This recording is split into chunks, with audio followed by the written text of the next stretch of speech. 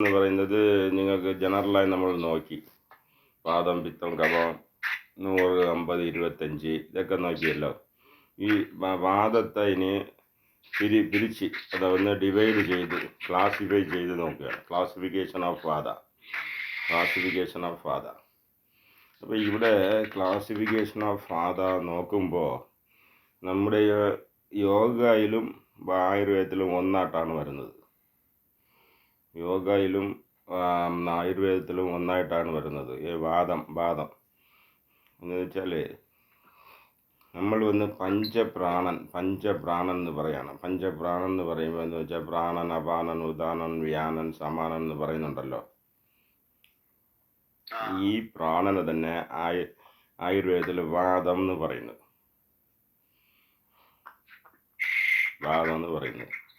Actually വാദം എന്ന് പറഞ്ഞാൽ അത് ഒരു ഗ്യാസ്. വാദം എന്ന് പറഞ്ഞാൽ മലയാളത്തിൽ ശരി അത് ഗ്യാസ് എന്നാണ്. അപ്പം ഇങ്ങനെ എന്തെന്ന് വെച്ചാൽ പ്രാണന് നമ്മൾ വന്ന് ഇവിടെ പറയുന്നത് യോഗയിൽ പറയുന്നത് ഇവർ വന്ന് ഇങ്ങനെ പറയാൻ കാരണം എന്തെന്ന് വെച്ചാൽ ആക്ച്വലി പ്രാണൻ വന്ന് വായു രൂപത്തിലാണ്. വായുയുടെ എനർജി ഫ്ലോ കണക്കായി അതുപോലെയാണ് ദേഹത്തിൽ ആസ്ട്രൽ ബോഡിയിലുള്ളത്. ആസ്ട്രൽ ബോഡിയിൽ വായുവിൻ്റെ അപ്പിയറൻസാണ്. അത് കിർലിയൻ ക്യാമറ വെച്ച് നോക്കിയാൽ നിങ്ങൾക്ക് അത് അറിയാം.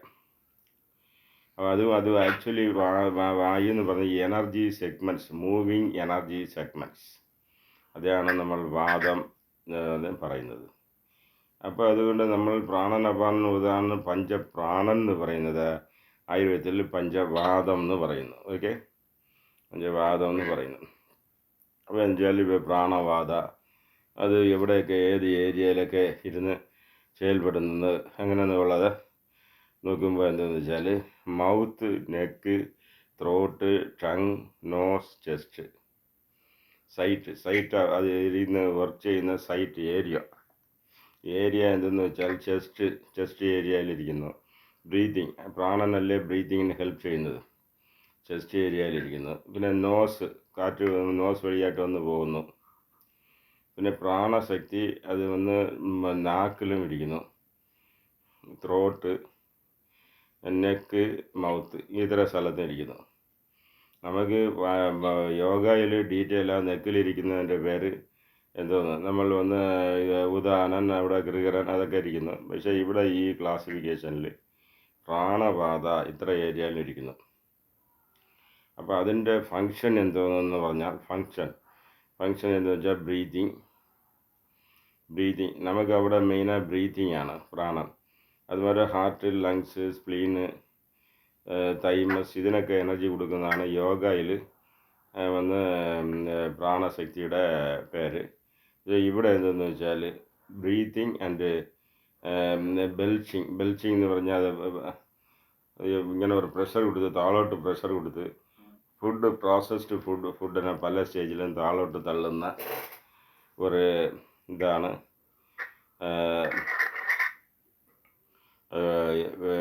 അതിൻ്റെ ഡ്യൂട്ടിയായിട്ട് പറയുന്നത്. ഓക്കെ, അതിൻ്റെ അടുത്ത് വന്ന് ഉദാനവായു നമ്മുടെ പുറത്തുള്ള യോഗയെ പുറത്തുള്ള നെക്ക് പോർഷനിലാണ് ഇരിക്കുന്നത്, കഴുത്തിലാണ് ഇരിക്കുന്നത്. ഇവിടെ അങ്ങനെയല്ല. Site umbilical navel area, chest, നെഞ്ച്, അടുത്ത് വന്ന് ത്രോട്ട് ഏരിയ അതിലാണ് ഇരിക്കുന്നത്. അതിൻ്റെ ഫങ്ഷൻ എന്താണെന്ന് വെച്ചാൽ speaking, singing and courage. Speaking എന്ന് ആക്ച്വലി സ്പീച്ച് വന്ന് എങ്ങനെ ഗൃഹരൻ എന്നുള്ള ഇതാണ് വോക്കൽ കാർഡ് ഇരിക്കുന്നത്. നമ്മുടെ യോഗ ഫിലോസഫിയുടെ ഗൃഹരൻ വോക്കൽ കാർഡ്. സിംഗിങ് കപ്പാസിറ്റി ഉദാഹരണം നല്ല രീതിയിലിരുന്നാൽ പാട്ട് പാടാൻ വരും.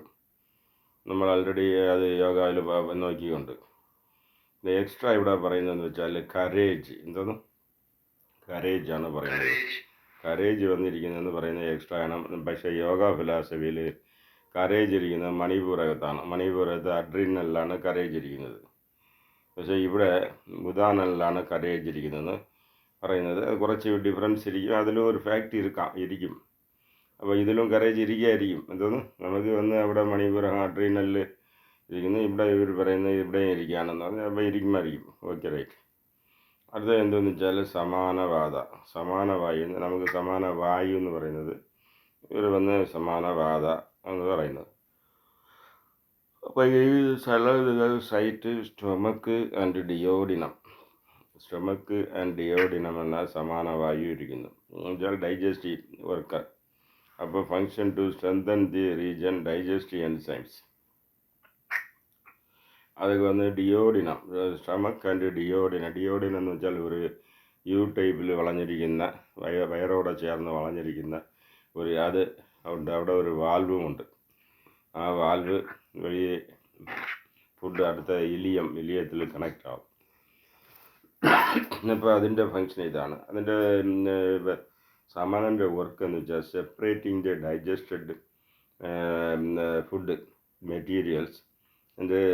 എന്തോന്ന് ആഹാരരസ അതിൻ്റെ വന്ന് ആഹാരം നിങ്ങൾ രണ്ടായിട്ട് പിരിക്കുന്നു. ഒന്ന് അബ്സോർപ്ഷൻ എന്ന് പറഞ്ഞാൽ നല്ല പോർഷൻ അത് ബ്ലഡിലായിട്ട് അബ്സോർവ് ആയി പോകുന്നു.